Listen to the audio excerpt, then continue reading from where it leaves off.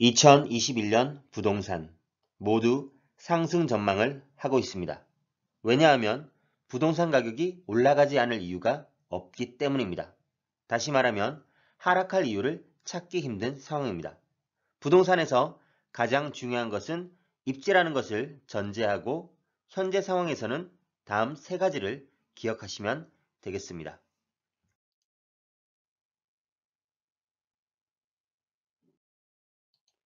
첫 번째, 낮은 금리입니다. 현재 은행의 예금 금리는 1% 정도밖에 되지 않습니다.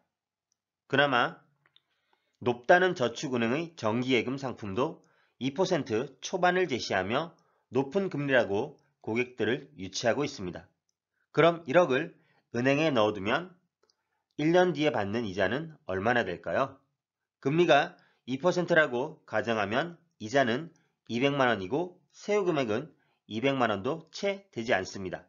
투자라는 개념으로 접근했을 때 1억을 넣고 1년에 200만 원, 1억을 이용해서 매월 16만 원 정도를 버는 셈입니다. 투자하시겠나요? 아마 물가 상승률에 뒤처져서 내 자산 가치는 오히려 하락하는 수준일 겁니다. 2, 3천만 원을 투자해서 그보다 훨씬 적은 금액으로 매월 이 정도 이상의 수익을 올리고 있는 사람들은 너무나도 많습니다. 그럼 투자금이 1억이라면 앞서 말한 금리의 몇 배를 가져가게 됩니다. 자산 포트폴리오에서 은행 예적금이 차지하는 비중은 그리 많지 않습니다. 그나마 이 금액은 좋은 투자처가 있다면 언제든지 빠져나갈 수 있는 돈이기도 합니다. 그리고 주식의 비중도 크게 높일 수는 없습니다. 리스크가 크기 때문이고 주식을 많이 가지고 있을수록 불안해하는 사람들이 많습니다. 결국 그나마 안전한 실물 자산은 부동산입니다. 실제로 현금을 아주 많이 가지고 있는 자산가들의 돈이 갈 곳이 없습니다. 전문적으로 투자를 하는 사람에 비해서 이들은 자산을 몇 배로 불리기보다는 기본적으로 안정성을 추구합니다. 하지만 물가 상승률보다는 높게 자산을 불려서 자산 가치의 하락을 방어하려 합니다. 이렇게 낮은 금리로 인해서 돈은 결국 부동산을 향할 것입니다. 두 번째, 풍부한 유동성입니다. 낮은 금리는 결국 유동성을 확장시켜줍니다. 대출금리가 예전에 5에서 10%였던 시절에도 대출을 많이 받았고 이 레버리지를 활용해서 투자가 활발히 진행되었습니다. 요즘 그나마 높다는 신용대출 금리가 얼마인가요? 2% 정도입니다. 너도나도 대출을 받아서 어떻게든 재테크를 하려고 하는 사람들이 늘어났습니다. 이 유동성은 부동산으로도 흘러 들어가게 됩니다. 기사에서 2020년은 쩐의 전쟁이었다고 표현하고 있습니다. 코로나로 인해 막대한 유동성을 정부가 풀었습니다. 갈 곳 잃은 자금들은 정부의 규제를 비웃듯이 부동산으로 몰렸고 가격 상승은 이제 누구나 다 아는 사실이 되었습니다. 2020년 정부는 사상 처음으로 500조 원이 넘는 예산을 편성했고 무려 4차례의 추경을 걸쳐 67조를 더 얹었습니다. 조 단위의 돈, 얼마나 유동성이 큰지 상상이 가시나요? 신축년인 2021년 올해는 무려 558조 원의 예산을 가져왔습니다. 코로나와 경제를 살리기 위해서 올해 역시 추경 편성으로 더 많은 예산이 풀릴 것으로 보입니다. 이것은 현재 상황에서 어쩔 수 없는 선택입니다. 그러면 앞으로 어떻게 될까요? 당연히 돈의 가치는 하락할 수밖에 없습니다. 서울의 20억, 30억 하던 아파트들이 이제 비싸 보이는 것이 아니고 그만큼 화폐 가치가 떨어지게 되었으니 자연스러운 일이 되는 것입니다. 이로 인해 현금을 가지고 있는 사람들의 선택은 바보가 아닌 이상 부동산으로 갈 수밖에 없습니다. 역시 인플레이션 해지가 가능하기 때문입니다. 간혹 경기가 안 좋은데 부동산 상승이 말이 되느냐? 이렇게 이야기하시는 분들도 있습니다. 물론 비정상으로 보일 수도 있지만 실물 자산인 부동산으로 돈이 이동할 수밖에 없는 상황이 연출되고 있습니다.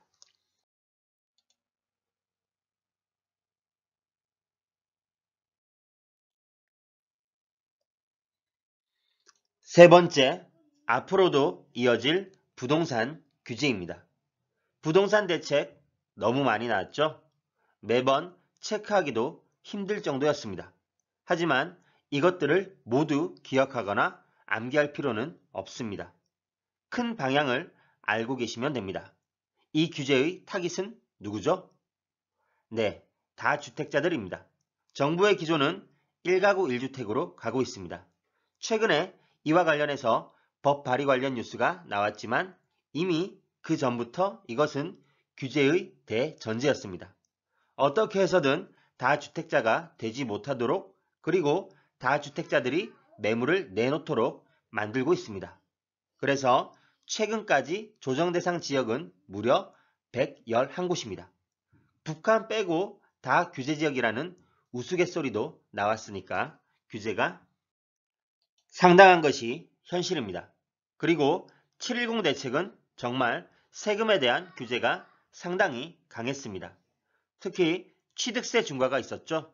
다주택자가 10억 아파트를 사려고 하면 취득세만 무려 1억 이상을 내야 하는 규제였습니다. 결국 사지 말라는 이야기가 되겠죠. 1억 아파트의 1000만 원과 10억 아파트의 1억은 또 다른 이야기니까요. 법인은 무조건 최고 세율을 중과해 놓은 상태입니다. 그럼 이런 규제로 인해서 매도를 결정했다면 다주택자의 매물은 어떤 것부터 나오게 될까요? 여러분은 세 가지 물건이 있는데 어쩔 수 없이 팔아야 한다면 무엇부터 시장에 내놓으실 건가요? 당연히 상대적으로 가치가 떨어지는 것을 먼저 팔게 됩니다. 따라서 조정지역 대상에 있는 집보다는 비조정 대상 지역의 집을 매물로 내놓겠죠. 상대적으로 양도 차익이 적고 세금을 비교적 덜 내면서 몸집을 가볍게 할 수 있기 때문입니다. 결국 이런 식으로 정리를 할 것입니다. 결과적으로 좋은 것은 남겨두게 됩니다. 많이 들어보셨겠지만 똘똘한 한 채가 남게 되겠죠. 그럼 이 좋은 물건들은 점점 더 비싸지게 될 수밖에 없습니다. 이는 비단 서울뿐만 아니라 지방도 마찬가지입니다. 지방에서도 제일 좋은 곳으로 이동을 하게 되기 때문에 양극화 현상은 2021년에도 지속될 것입니다.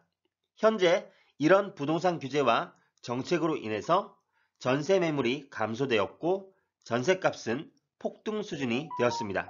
나아가 매매가도 올라서 전국이 불장이 되었다는 기사도 쉽게 접할 수 있습니다. 이제 전국 주요 도시가 규제지역으로 묶이면서 수요가 강남으로 회귀하는 역풍선 효과가 나타나고 있습니다. 오히려 지금 상황이라면 서울이 더 싸다고 느끼는 것입니다. 정부의 규제를 피해서 서울 밖으로 나갔던 주택 수요가 다시 서울로 유턴을 했습니다.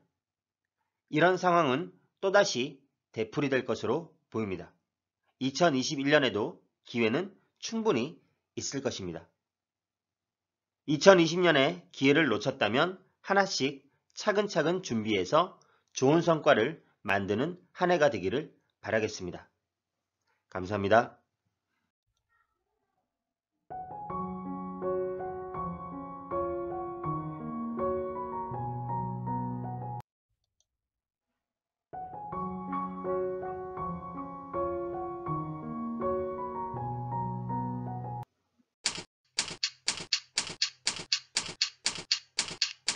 아래 메일 주소로 보내주시면 빠르게 답변 드리겠습니다. 네이버 카페에 오시면 더 많은 정보를 확인하실 수 있습니다.